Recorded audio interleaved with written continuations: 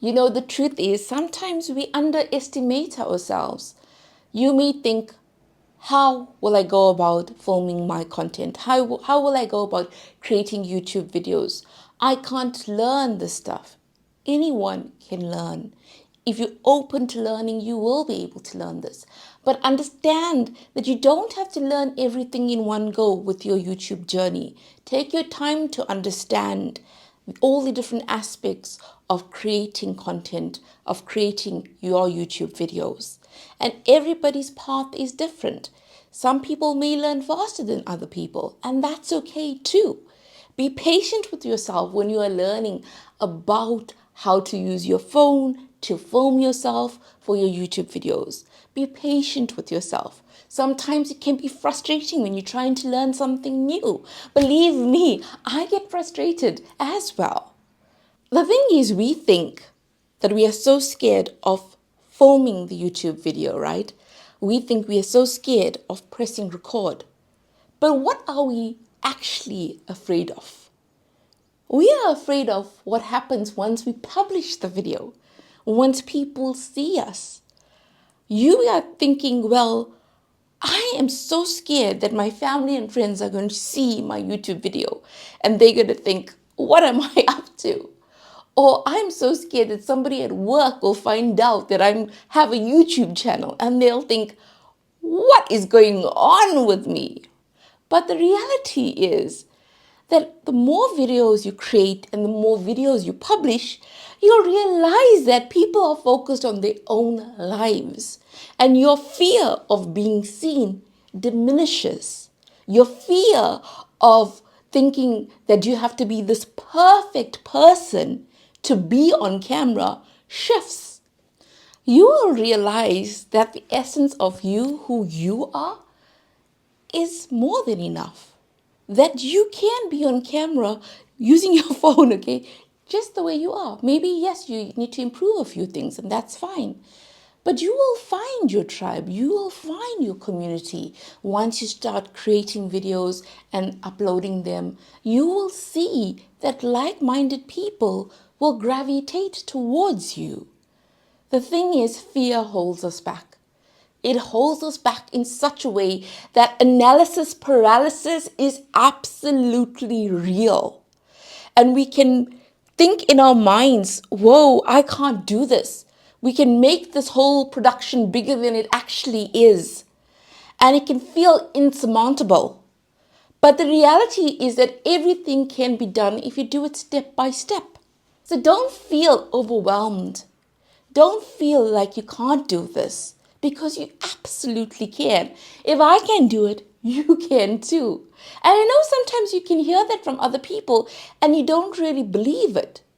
But believe it, because there are so many other people like myself who are just regular, normal people who decided to take a chance on themselves and to put themselves out there. And if this is something that you really want, don't hold yourself back. Yes, so I'm saying beginner tutorial. So what am I doing with these fancy lights? Believe me, I used to also use the window, and that's also a great source of lighting when you're starting off. But now I have these soft boxes, okay? And this is the newer range. So I use them when I am filming content. So let's check it out. Lights on, right? Softbox 1, let's try the next one. Big difference, right? So I'll be sitting here and you'll be able to see how it lights evenly.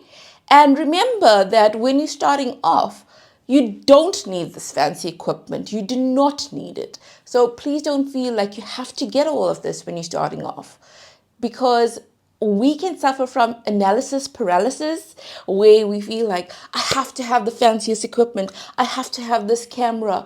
I have to have soft boxes. No. And this is what keeps you in the procrastination phase of starting your channel. Or maybe you posted one video and you're delaying the next video because you feel like you aren't prepared yet in terms of the equipment that you have. If you have a window, make sure that the light from the window is facing you so that you have natural light. So this is a tripod which I use, and it's really helpful. You can obviously adjust it, so it makes it really, really easy to use.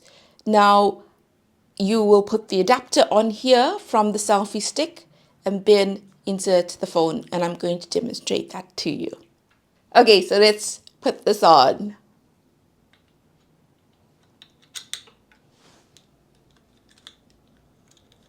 You know what? Sometimes when you see a tripod even, you may think, well, how do I use this? And that's how I felt as well. But let's do this, okay? So there, that goes up. You put your phone in here, like that. And you push it down, adjust it, right? Stable, and then you move it. And you can adjust the height. So that's it. That's how you put your phone into a tripod. So this looks bad, right? It's bent. So let's adjust it. You can adjust it like that and see how it looks. And I'm using an iPhone 11. You know, this works with any other smartphone as well. So I'm not even using the latest iPhone at all. Now, how do you take out the phone? Okay, so you just press this button here, okay? And then you hold the phone while you're taking it out. And that's it. Voila, you have your phone in your hand again. So maybe you're outside, right? So you don't want to take your big tripod. I get that. I totally get that. So you can use this. It's a selfie stick and it's really, really helpful. So you'll be filming around and you'll be walking like this and you'll be filming yourself. And it's light to use and easy to use. So selfie stick is really helpful when you're out and about and you're filming yourself. Okay, but you're wondering, when I'm filming, which way do I have my phone? So this is called landscape. So if you're doing long videos in YouTube, you have your phone with landscape mode. But if you are doing YouTube shorts, it then becomes portrait mode, okay? So that's the difference. Okay, so what setting do I use when I'm filming my videos? I use 4K, so I film in 4K. And sometimes people say use the back lens when you're filming, right? So they don't actually see themselves when they're filming, but I use the front lens. Now you may be wondering, but why do I use the front lens when I'm filming YouTube videos? It's because I like to see how I look, that everything is okay, that the background is okay, and that it looks good on the phone. And so you have your phone, okay? Now make sure you clean your lens. These are the lenses. Make sure you clean them. If you don't clean your lenses, then what happens is when you film footage, it's blurry. And I've had this experience. And it's awful because you have to redo the footage and it's time consuming and you don't want that. Also, when you're filming content, you want to keep your door closed. You want your TV to be off, your radio to be off, etc. Because you don't want those sounds to come up in your YouTube video.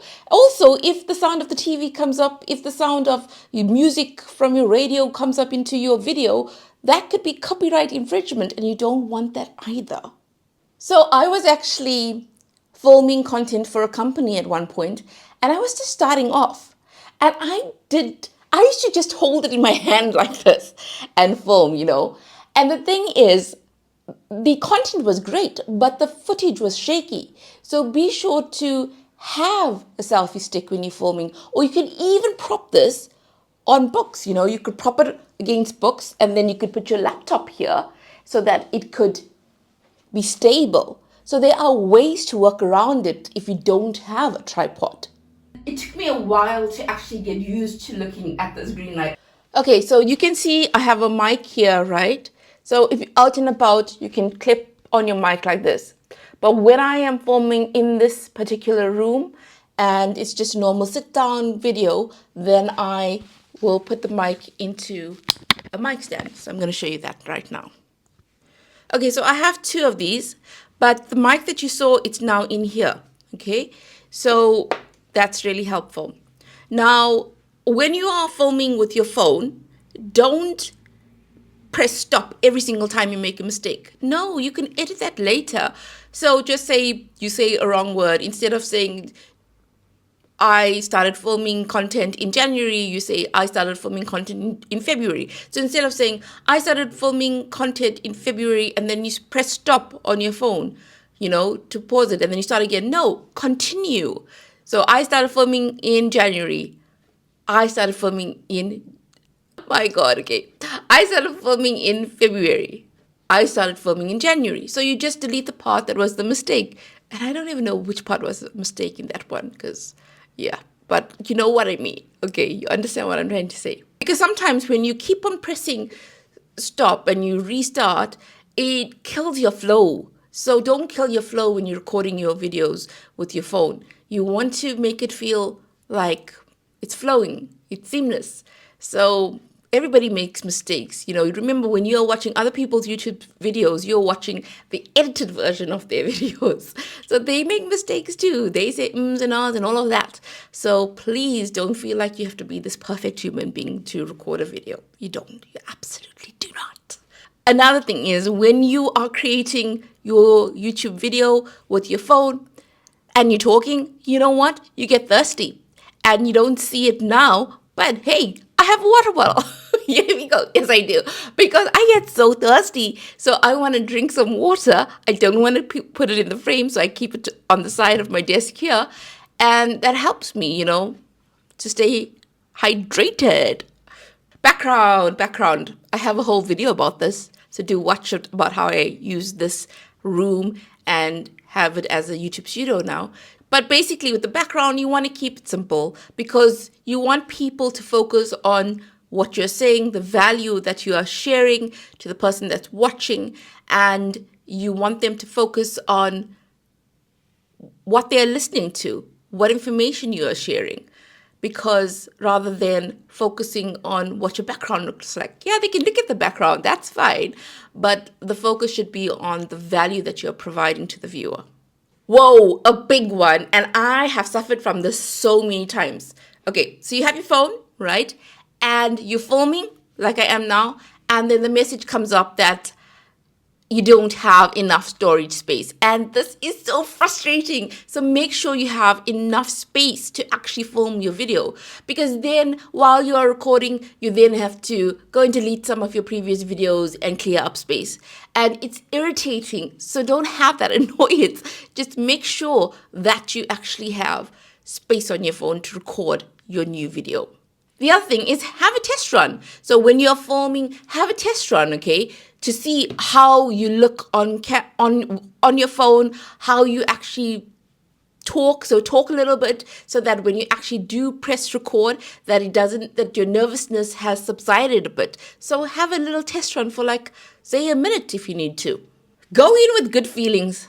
That is so important. Like many people may think it's airy-fairy, but when you are recording a video, right, using your phone like I am right now, I've always used my phone.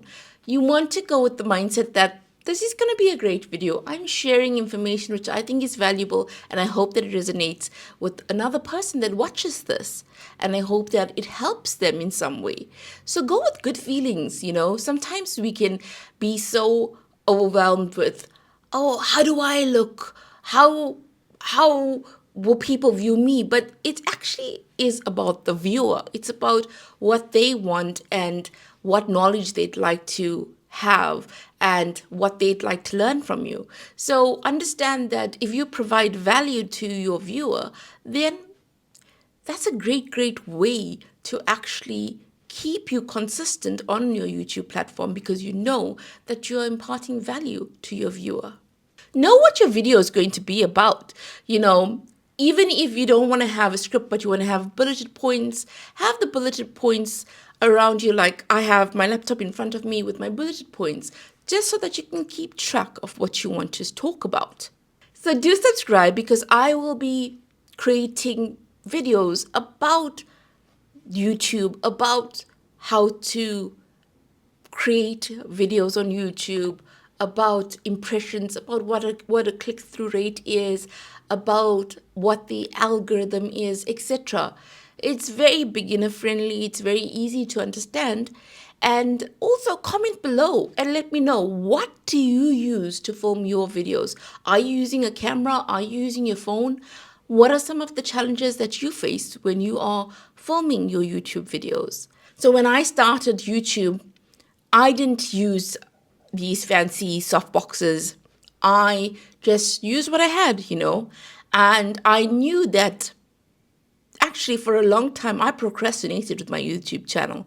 I really, really did. It took me years to actually get going on YouTube because I was so scared. I was so scared of taking this huge leap and showing myself on camera, and it just scared me. It really, really did. But now I just feel like you often regret the things that you don't do than the things that you do. So I have a different mindset around it now. I have a mindset of, if you really want to try something, go ahead and try it. If it doesn't work out, that's okay. If you want to quit it, that's okay too. You don't have to continue doing something that you don't enjoy. But if you feel like you'd enjoy this, why not find out? What's stopping you? And I learned that the way we talk to ourselves, about ourselves, and about the things that we want to embark on can really dictate whether or not we actually embark on it or not.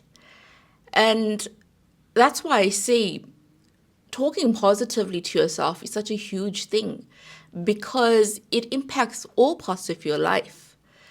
And understanding that you are so capable, whether you are in your 20s or whether you are 40 and beyond, you are so capable. Don't let age, don't let lack of having the best equipment, etc., stop you from pursuing your dreams.